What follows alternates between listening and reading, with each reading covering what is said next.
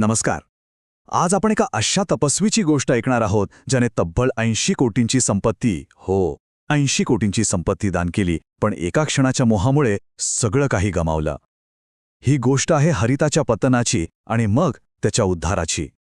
ही गोष्ट आपल्याला सांगते की मोठ्यात मोठं ज्ञान आणि माणसाच्या मनातल्या वासना यांच्यातला संघर्ष किती सनातन आहे. जरा विचार करा, आयुष्यभर केलेली साधना, कठोर तपश्चर्या फक्त एका क्षणात नष्ट होऊ शकते का? हाच प्रश्न ह्या कथेच्या केंद्रस्थानी आहे. चला तर मग बघूया की कसा एका छोट्याशा मोहापायी मोठ्यात मोठ्या ज्ञानी माणसाचंही पतन होऊ शकतं. आता गंमत म्हणजे ही कथा काही उगाच सांगितली गेली नाहीये. या कथेची सुरुवात होते एका खऱ्या समस्येतून. खुद्द भगवान बुद्धांनीही ही कथा आपल्या एका भिक्षूला सांगितली होती, जो आपल्या घेतलेल्या व्रतांपासून भरकटत होता. तर होतं काय की एक भिक्षू असतो, त्याने सगळा संसार सोडलेला असतो, पण एका सुंदर स्त्रीला पाहिल्यावर त्याचं मन डळमळीत होतं. त्याला वाटू लागतं की आपण परत संसारात जावं. त्याच्या आतमध्ये आध्यात्मिक शांतता आणि मानवी इच्छा यांच्यात एक मोठं द्वंद्व सुरू होतं. तर त्या भिक्षूच्या मनातला गोंधळ शांत करण्यासाठी बुद्धांनी त्याला एका दुसऱ्या महान तपस्वीची गोष्ट सांगितली. आणि त्या तपस्वीचं नाव होतं हरिता. हरिता म्हणजे कोणी सामान्य व्यक्ती नव्हते, ते एक बोधिसत्व होते, म्हणजे शिस्तीचा आणि आध्यात्मिक शक्तीचा एक चालता बोलता आदर्श. हरिताचा त्याग किती मोठा होता याचा अंदाज फक्त या एका आकड्यावरून येईल. 80 कोटी. विचार करा, आजच्या काळातही केवढी मोठी रक्कम आहे ही. एवढी संपत्ती त्यांनी एका क्षणात सोडून दिली होती. हा त्यागच त्यांच्या शिस्तीचा आणि साधनेचा भक्कम पाया होता. पण गोष्ट फक्त पैसे सोडण्यापुरती नव्हती. त्यांनी तर सर्व सुखसोयी सोडून थेट हिमालय गाठला. तिथे कठोर तपश्चर्या केली. कित्येक वर्ष फक्त जंगलातली फळं आणि कंदमुळं खाऊन काढली. आणि या साधनेतूनच त्यांना अनेक गूढ सिद्धी प्राप्त झाल्या होत्या. त्यांचा मान सन्मान इतका होता की विचार करा, खुद बनारसचा राजा त्यांना पुण्याचा क्षेत्र मानायचा. राजाने त्यांना आपल्या राजवाड्यातल्या बागेत राहायला जागा दिली आणि तब्बल 12 वर्ष त्यांच्या भोजनाची व्यवस्था स्वतःच्या महालातून केली. सगळं काही सुरळीत चालू होतं. पण म्हणतात ना, कथेमध्ये ट्विस्ट तर हवाच, आणि इथेच तो येतो. एके दिवशी राजाला राज्याच्या सीमेवर झालेलं बंड मोडायला जावं लागतं. आणि जाताना तो आपली सर्वात मोठी जबाबदारी म्हणजे हरिताची सेवा राणीवर सोपवतो. आणि राजाचं हे बाहेर जाणं एका अशा प्रसंगाला जन्म देतं जिथे शिस्त आणि मोह अगदी समोरासमोर येऊन उभे ठाकतात. ही फक्त हरिताचीच नाही, तर राणीचीही परीक्षा होती. आणि याच एका क्षणाने संपूर्ण कथेची दिशाच बदलून टाकली. आणि त्या क्षणाचं वर्णन मूळ कथेमध्ये इतक्या जबरदस्त शब्दात केलंय की त्याच्या हृदयात कित्येक युगांपासून झोपलेली पापी भावना जणू एखाद्या पेटीतल्या सापाप्रमाणे जागी झाली.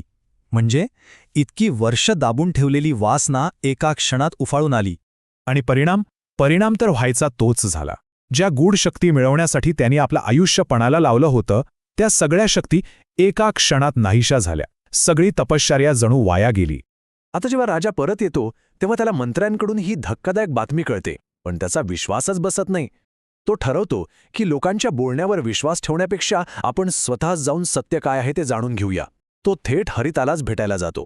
आणि बघा, राजा किती आदराने प्रश्न विचारतो. तो थेट आरोप करत नाहीये. तो म्हणतो, मित्र हरिता, मी असं ऐकलंय, मला आशा आहे की हे खरं नसेल. तो हरिताला स्वतःची बाजू मांडण्याची एक संधी देतो. आणि इथूनच कथेचा नैतिक कळस सुरू होतो. आता इथे एक गोष्ट समजून घेणं खूप महत्त्वाचं आहे. बोधिसत्वाचा एक सर्वात मोठा नियम असतो, तो म्हणजे काही झालं तरी सत्याची कास सोडायची नाही. कदाचित इतर एखादं व्रत मोडलं जाईल, पण सत्य नाकारणारं खोटं ते कधीच बोलायचं नाही. आणि हरिताने एक क्षणही विचार केला नाही, कोणतीही सबब दिली नाही, सरळ आपली चूक कबूल केली.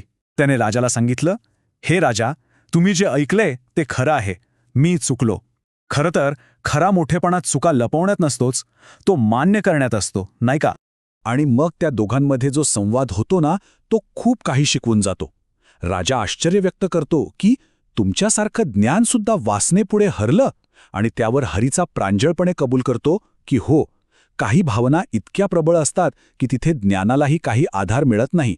आणि इथूनच या कथेचा खरा क्लायमॅक्स सुरू होतो. हरिता आपल्या ह्या पतनालाच, आपल्या पडण्यालाच एका मोठ्या शिकवणीचं माध्यम बनवतो.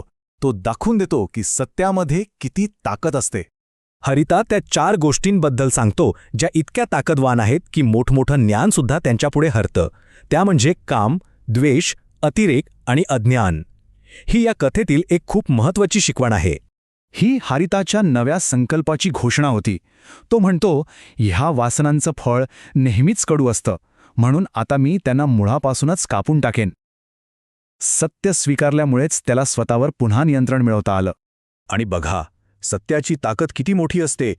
ज्या क्षणी त्याने आपलं अपयश स्वीकारलं, त्याच क्षणी त्याची गमावलेली शक्ती परत आली आणि तो चक्क हवेत पद्मासन घालून राजाला उपदेश देऊ लागला. हे दृश्य म्हणजे त्याच्या उद्धाराचा सर्वात मोठा पुरावा होता. यानंतर हरिता परत हिमालयात निघून गेला. त्याला कळलं होतं की पुन्हा अशी चूक होऊ नये म्हणून एकांतवासच योग्य आहे. तिथे त्याने आपली साधना पूर्ण केली आणि अखेरीस ब्रह्मलोकात प्रवेश केला. तर आठवते, ही कथा कुणासाठी सांगितली गेली होती? त्या भिक्षूसाठी, ज्याचं मन चंचल झालं होतं. आणि या कथेचा परिणाम इतका खोलवर झाला की ती ऐकून त्या भिक्षूला अखेरीस ज्ञानप्राप्ती झाली आणि तो संत पदाला पोहोचला. आणि शेवटी ही कथा आपल्यासाठी एक महत्त्वाचा प्रश्न सोडून जाते. ही गोष्ट आपल्याला शिकवते की चुका मान्य करण्यात आणि सत्य बोलण्यात एक विलक्षण शक्ती असते. मग आजच्या जगात जिथे खोटं बोलणं, गोष्टी लपवणं इतकं सोपं झालंय, तिथे एका कठीण सत्याची खरी किंमत काय असेल? खरंच विचार करण्यासारखी गोष्ट आहे.